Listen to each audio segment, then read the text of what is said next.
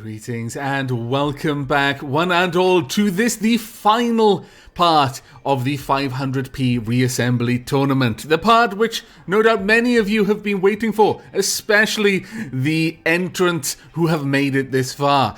Those include Soulsphere with the Sicard, Dr. Wazzlebutt with the Thorfish, Frostflight with the Roguewind, Leon Whitestar and his WSFF Spearhead, Harbinger's Beetle, and the Apoapsis Gaming's The Apoaptic Anomaly. Now, it's interesting to note that we do have a bit of a spread of point values across this one, starting with the lowest. We've got the Thorfish at 497, Roguewind that has managed to hit the 500p mark bang on the nose. We then have Apoaptic Anomaly at 539, Sicard at 548, and then both the Spearhead and Harbinger's Beetle at 550. Now, rather than delay this final confrontation any longer, let's get into the pool and see how things goes. Right, we've got the Spearhead up against Harbinger's Beetle. Now, I'm interested to see how Harbinger's Beetle does here. Harbinger's Beetle was a very, very strong contender in its group. But so, again, with almost all of these, very few of them won through a tie. Well, actually, maybe only two of them didn't win through a tie. I could be wrong there. But nevertheless, these are the best of the best from the earlier groups. Now, interestingly, Harbinger's Beetle is really struggling against the White Star. Against the Spearhead.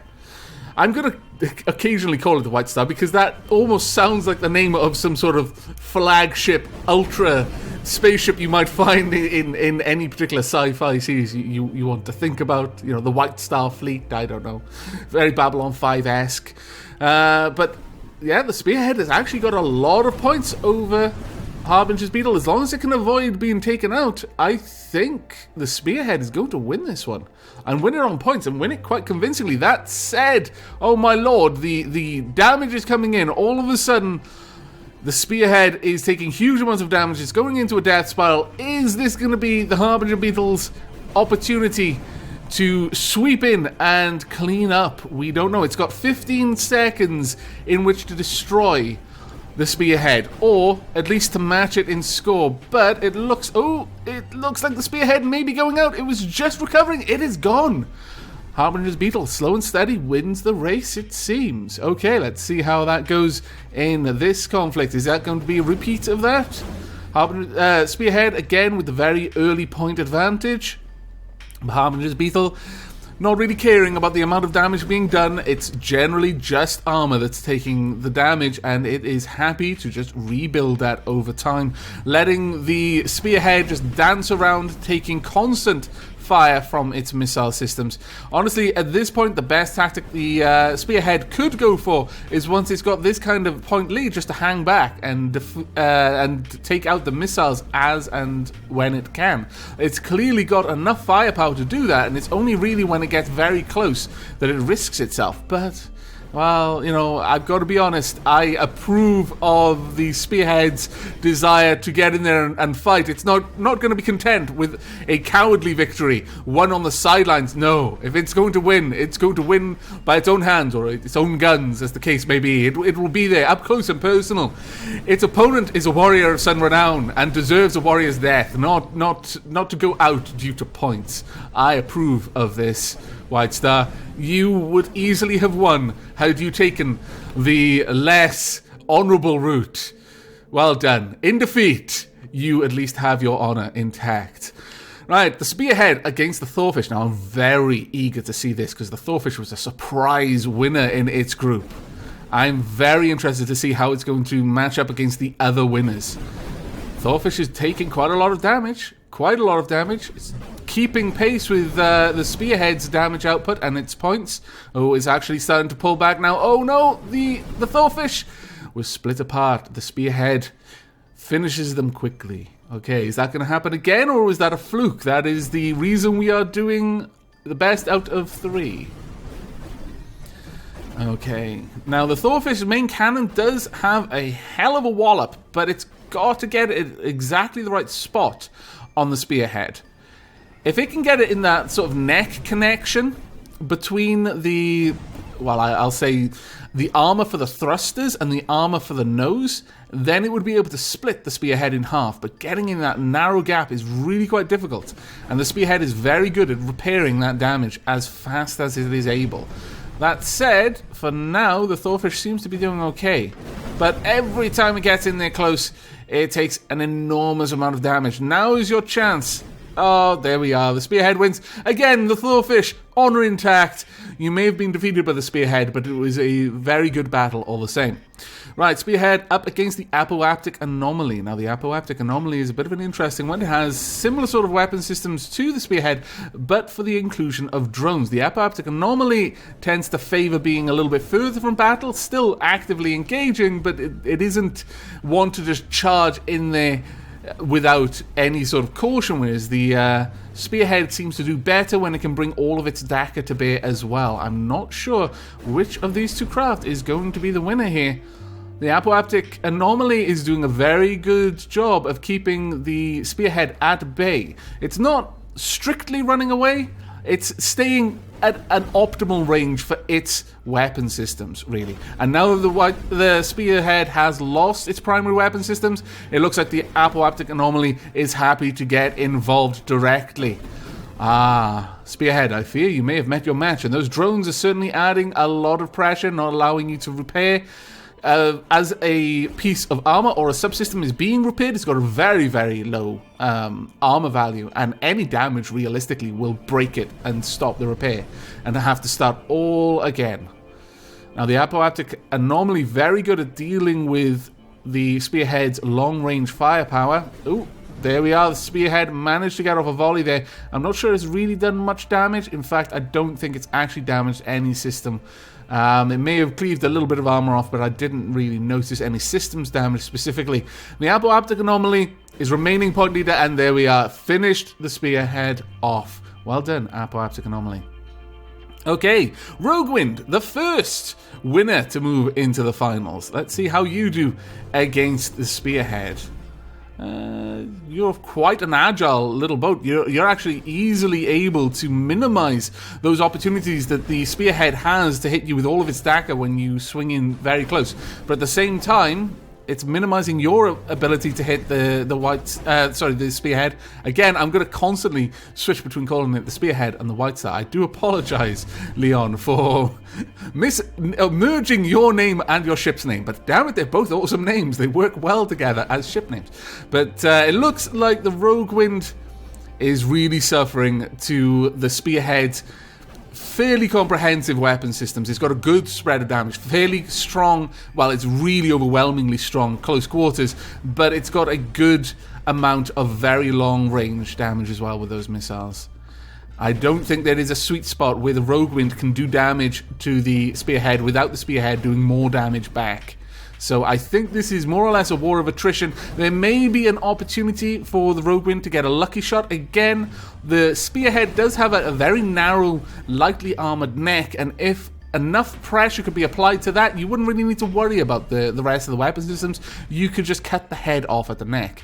But that doesn't seem to have been the case here. Now, I'm interested to see how this one goes. The spearhead versus the Sicard. Now, the Sicard was very strong. Very, very strong in its group.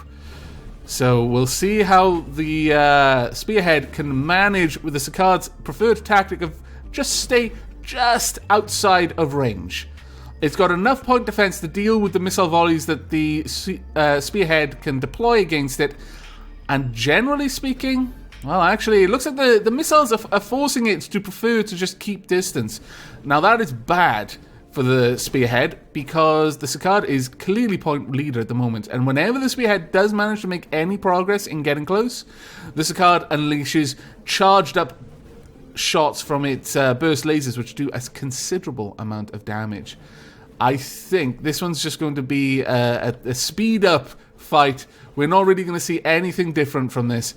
It's just going to play out more or less this way, with the Sicard constantly doing damage in close range. Oh, the spearhead has taken a lot of damage to its face, And at this point, there we go, the Scud wins. But the Scud could easily have just worn it down with its lasers at that point, because more and more the Spearhead was losing its close-range dagger. However, it wasn't losing its long-range dagger, as some of its missile systems are quite far back in the neck. If you can cut the very tip of the spaceship off, you won't affect its missile systems, which is an interesting design. I believe another one of the designs in this tournament actually had the missile systems where I would conventionally put other kind of critical systems like generators, shields around the cockpit, gatherers and containers, that sort of thing, or even thrusters, and I actually had the missile system really far back in the ship, meaning that you could do enormous amounts of damage to the front without actually turning off its ability to hit you at long range. But once again, there's a card, pretty much a replay of the first round, defeated the Spearhead. Now, we've got the Thorfish versus the Harbinger's Beetle. Oh, this is a real David and Goliath here, in almost every sense, not just points. The size of ship is very much David and Goliath. And as much as I don't want to be biased, I do find myself kind of rooting for the littler ship. Go on, David, you can do it. Thorfish, we all believe in you. You carry our hopes and dreams for a better future, Thorfish. Oh, you're just discarding them. Don't do that. Ah, Thorfish, you let us down. Why, Thorfish? We were all rooting for you. Do we not matter? Ah, it's terrible. But in fairness, the Harbinger's Beetle's armor is absolutely incredible. Oh man, I didn't mean it like that, Thorfish. You didn't need to just sacrifice yourself. I feel like I made him depressed. Oh, I'm sorry, Thorfish. We still love you. Right, Harbinger's Beetle with the initial massive missile volley. There's a good potential for that to do some early systems damage and really change the tide of a battle against an opponent that might otherwise be able to deal with it in close quarters. Though, again, given the enormous amount of armor on Harbinger's Beetle, I'm actually uncertain that there's any ship in this final that has the damage output necessary to deal with Harbinger Beetle's armor. Though that said, the apoptic anomaly is doing really well in points. The thing that the Harbinger's Beetle lacks is a way to deal with the drones and the missiles. The drones are happy just to circle around, get a few pot shots in here and there, and that's all they need to do to earn Apoaptic Anomaly enough points to win this fight. And Apoaptic Anomaly doesn't seem at all interested in actually getting in there and fighting the Harbinger's Beetle close up. A wise tactic against such a powerful opponent, honestly, as much as it may be cowardly. But there's a very fine line between being brave and being stupid, and likewise there's a very fine line between being cowardly and being very bloody smart. And I favour Apoaptic Anomaly being the smart of those two possibilities in this engagement, because as we've seen, Harbinger's Beetle just really doesn't care. It's the honey badger of this tournament, honestly. But there we go. Apoaptic Anomaly, taking the smart option, managed to defeat the giant. Well done there. Now, Rogue Wind, what are you going to choose? Are you going to choose honor or intelligence? It really does come down to this. Are you going to be stupid but honorable, or are you going to be intelligent but cowardly? I think we know what's happening here. Well done though, Rogue Wind. You're doing quite well to survive as well as you are. You've got a huge amount of points as well.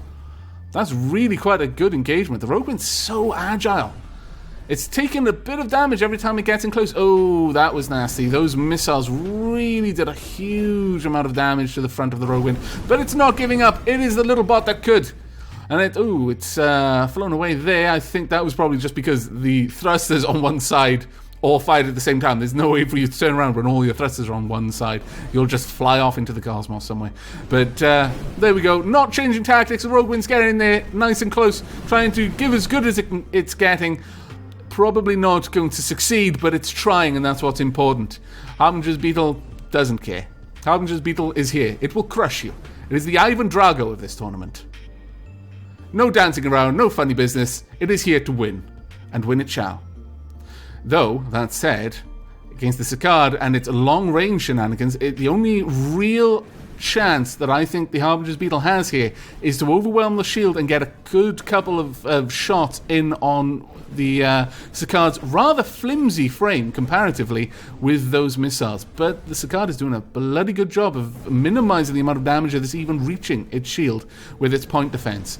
And there is literally nothing the Harbinger's Beetle is going to be able to do against that kind of firepower and that much maneuverability. The Sicard is happy to just stay at arm's length. It's got a spear. The Harbinger's Beetle has a dagger. A very, very potent dagger made of some sort of space-age material that can cleave through stone and steel with equal ease. But the Sicard doesn't care. It's got a light spear. It is literally stabbing it with photons right now in the face very effectively. And the Harbinger's Beetle can only kind of wallow in misery as all of its missiles tend to get shot down before even reaching the shield. It's got 78 points. But I don't think we're going to see much different. Ooh, that said, Sicard decided, I sped up the simulation. I'm going to do something crazy, so he has to slow down. I'm going to teach Havac thinking he can cut short my moment in the spotlight. Well played, Sicard. I'm not going to speed it up anymore in case you do something crazy again and Harbinger's Beetle wins, because really, all you need to do is one mistake and Harbinger's Beetle is going to punish you horribly for it. But there we are. Sicard decided that, no, I'm going to stay over here now. One close call is enough for me. Let's move it up to 2 times speed, though, and just see how this goes, because 1 minute and 30 seconds is going to take a long bloody time of just watching this. In fact, we'll go up to 4 times speed, and I'll try and be very quick on the speed down if Sicard decides to do anything crazy, like go and give Harbinger's Beetle a kiss or something. But, ooh, it was thinking about it. But I think it thought better of it, and it's slowly wearing down Harbinger's Beetle's armor. But this is testament to how well designed the armor is on Harbinger's Beetle. Look at the amount of firepower it's taken, and it's really only scraped its nose. Oh, well, okay, it's cut its nose off. There we are. Well done, Sicard. Harbinger's Beetle was no match for you. Okay, the Thorfish versus the Apoaptic Anomaly. Now, another ship that likes to stay at long range if it has the option to, until its quarry is more or less completely crippled, and then might deign to move in and finish it off with a sword blow to the gut. It's like, well, I'm not going to throw away victory, but you are a warrior and you deserve a warrior's death. I'll stab you just to finish the job. It's kind of, it's more or less symbolic at this point, but I'm sure you'll appreciate it. I'm sure they do. Apoaptic Anomaly, well played. But in this engagement, the Thorfish is realistically not going to even get a look in. The drones, the missiles, I doubt the Thorfish is ever going to get close enough to actually engage the Apoaptic Anomaly in this one. Oh, that was a very close shot, and well done, Thorfish, you've got some points. I'm really happy with that for some reason. I'm happy that you just didn't get defeated with no points. That would have been really quite sad for such an awesome ship. And as we saw there, the Apoaptic Anomaly moved in to finish it off with its close range weapons. Well, close-ish range weapons. It's laser sword. We can imagine that it was a lightsaber, a dignified weapon for a more dignified age. Right, there we go. Let's see. Is this going to play out much the same way? I suspect it will. We'll have to see if Apoaptic Anomaly deems Thorfish worthy of a sword blow to finish this conflict off, or whether it'll leave it down to its drones. But at the moment, actually, the Apoaptic Anomalies... Oh, there we are. There's some points. Ooh. But Thorfish punished the Apoaptic Anomaly for getting a little bit too close there. But I fancy now that the drones are there in enough force, they're going to whittle down the thrusters, and once the Thorfish has lost its ability to keep pace, there we are. The Apoaptic Anomaly is getting right in there.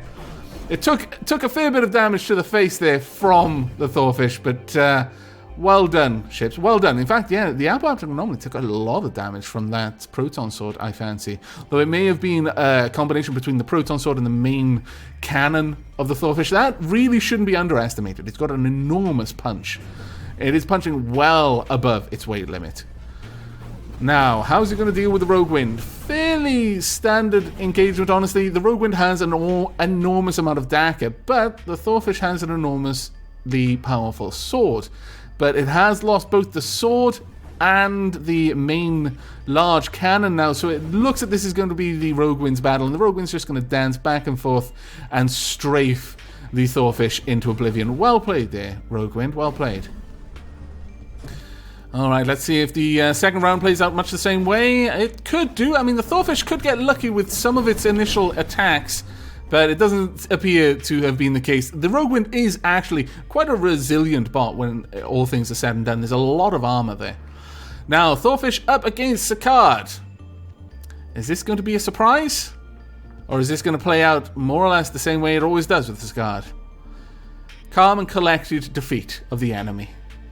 Oh, Sicard has lost its shield. Well played, Thorfish. A good shot. But at this range and the Sicard's agility, I doubt you will ever make another connection like that. Well, you might hit the shield because it doesn't seem to dodge enough to keep the shield up all the time. That one, for example, was very close, as was that one. But it should easily be able to keep the main body of the ship safe. However, if the Thorfish can connect one shot, it will win if the Sicard continues to run like this. All it needs is one good hit. Is it going to get that one good hit? Let's speed it up a little bit more. Are you going to win this, Thorfish? Or is the Sicard happy with a point victory of only 56 points? I wouldn't be happy, I'm just saying. Wow. Sicard. I mean, I know I was talking about cowardly and smart before, but that was actually just cowardly. I'm going to call it. That was just cowardly. Okay, let's see. Ooh, the Thorfish. Again, another decent hit. You going to be able to keep this up? This might actually be an upset. The Thorfish may actually be able to take out one of the strongest ships in this because the strongest ship is being a coward. It all comes down to whether it can score another hit. Yes, it has. It has scored another hit. Well, this is what's going to happen, Sicard. If you're going to be a scallywag and run away like that, the only fighter in this fight that's actually trying to do anything will win. Oh, the Sicard has decided, no, I'm not going to let that stand. Take this. But the Thorfish, once again, has fallen into the same pattern. Now, obviously, this is largely down to AI derping. The AI is acting in a very specific set of ways that isn't always conductive to tournaments. But I fancy, yeah, it looks like the Thorfish is actually going to win against the Sicard. Despite the Sicard's incredible ability to defeat its opponents, it is just running away from the Thorfish. And that is going to cost it that round. The Sicard's first loss. Well done indeed. Okay, up next, we've got the Apoptic Anomaly versus the Rogue Wind. I will feel quite bad for Sicard if it doesn't win as a result of that, because that was truly AI derpitude. I've already imagined that quite a few people watching this will be a little bit frustrated. It will be funny to read the comments once these go live, to see whether some people, especially my Stormtrooper comment a couple of parts ago, whether a couple of people are a little bit frustrated with the way the AI has decided to pilot their ships. Because I imagine that quite a lot of the really weird fights where the ship just did nothing but run away, it was just down to AI. I can only imagine that the author or architect of the ship tested it first and then brought it into and it worked fine on their computer, and then all of a sudden brought it here, and some random number somewhere in my processor caused the AI to make different decisions, and it all went downhill. But the Rogue Wind, predictable outcome in this fight, honestly. You're up against a very powerful opponent indeed. And Apoptic Anomaly is equally good in close range and long range, and it seems that the Rogue Wind really only is very good in close range, so it's probably not going to go particularly well for them. The Apoptic Anomaly easily able to outdistance the missiles on the initial wave, but it's getting a face full of explosive rockets every now and then. But the drones, the missiles, the DACA, the lasers, the Apoptic Anomaly is simply a better ship for this kind of engagement. It can engage in many different distances fairly well, whereas the Rogue Wind has a very narrow band where it's going to perform especially well. Let's speed things up. There we go. Alright, Apoptic Anomaly versus the Sicard. How is this one going to go down? Currently, Apoptic Anomaly is the point winner. Now, the Sicard may be able to start pulling things back here. Let's see. Oh, it's deciding to run again. Oh dear. Oh dear, oh dear. The thing is, can Apoptic Anomaly ever catch up? Its missiles are exploding before they can get to the Sicard, but its drones won't be exploding. So there's a possibility that the Sicard will spin around and actually meet a cloud of drones somewhere. That would be particularly bad for the Sicard because the points drones can earn is actually quite significant. But at the moment, we're just watching them chase around. The Sicard has got enough points and it's happy to just keep distance. It didn't work out so well for you against the Thorfish, but... Ooh, there we go. There's a bit of an exchange there.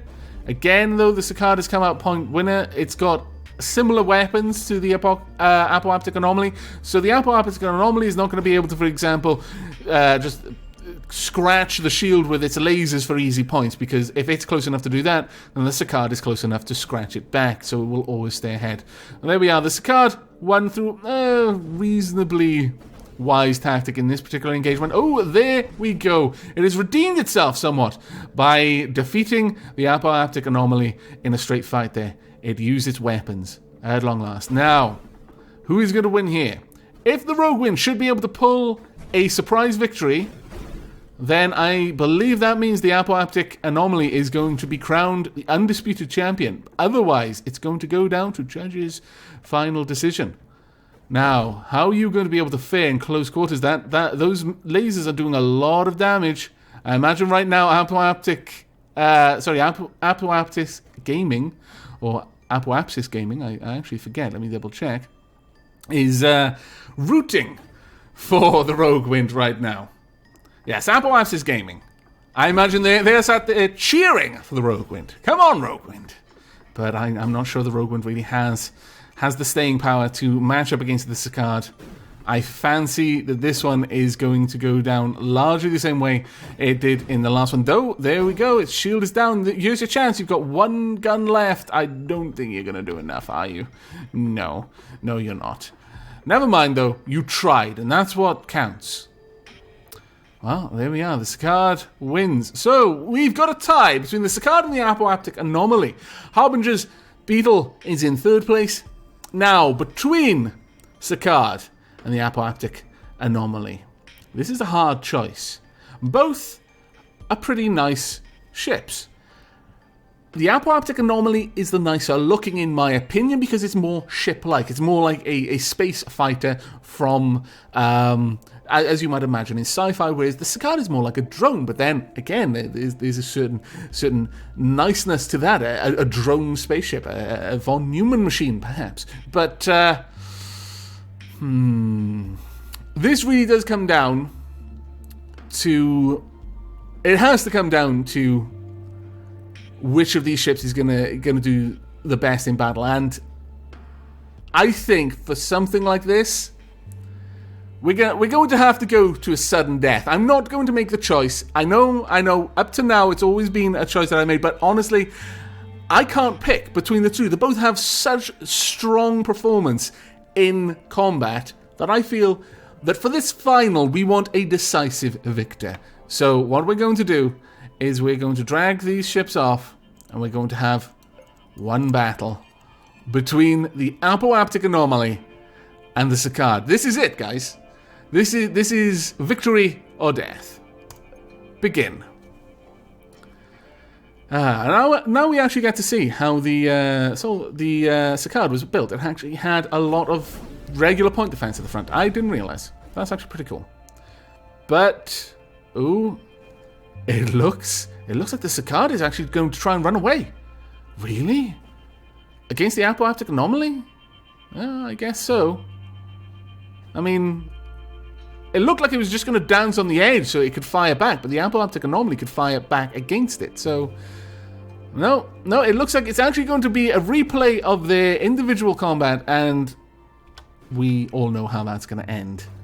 So we're going to just speed this up.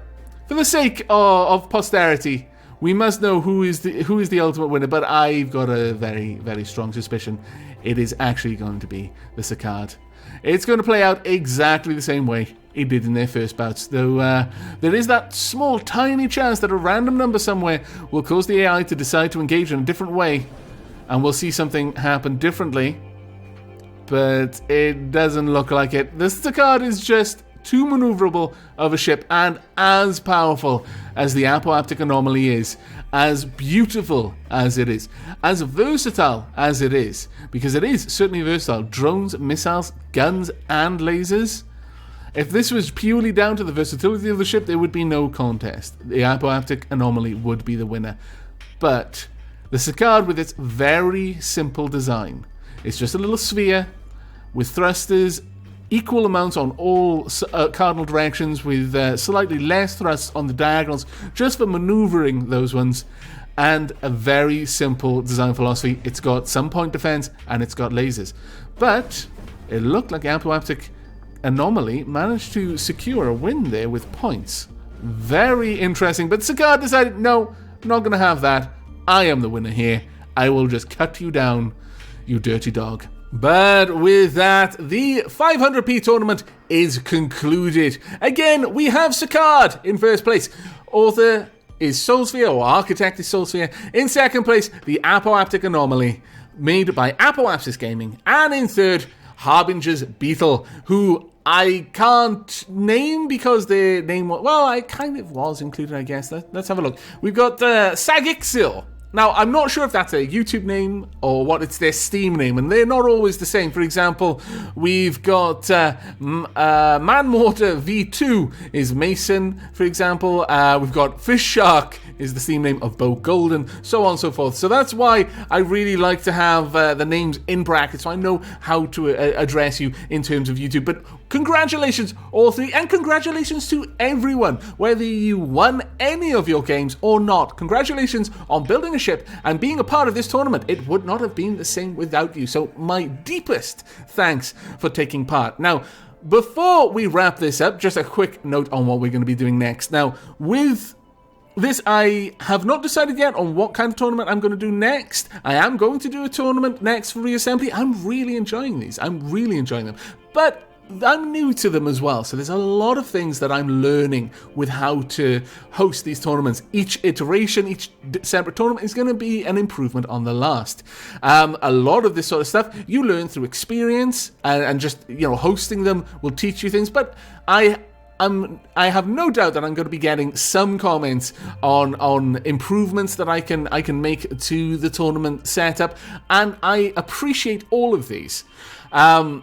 I certainly encourage you, if you've got an idea for a different way that I could host things. For example, I'm certain that there are going to be some people who perhaps don't like some of the choices I made when it came time to judge this decision, and in this final I actually had a separate battle to decide which one won. But again, I'm not always sure that is the best way to go forward. So by all means, leave me comments if you haven't already, or if you have, I hope I've already replied to them and thanked you for them. But by all means, do let me know if there's anything you'd like me to change or to think about with how I'm running these tournaments. But I will be announcing the next tournament shortly, no doubt. I do hope you've all enjoyed this one, whether you took part or not, whether you were just a viewer. But that is it from me. So, once again, congratulations to the winner, Soulsphere. Commiserations to all of you who didn't quite make the cut for the final. But thank you very much for taking part. And until next we meet, do take care.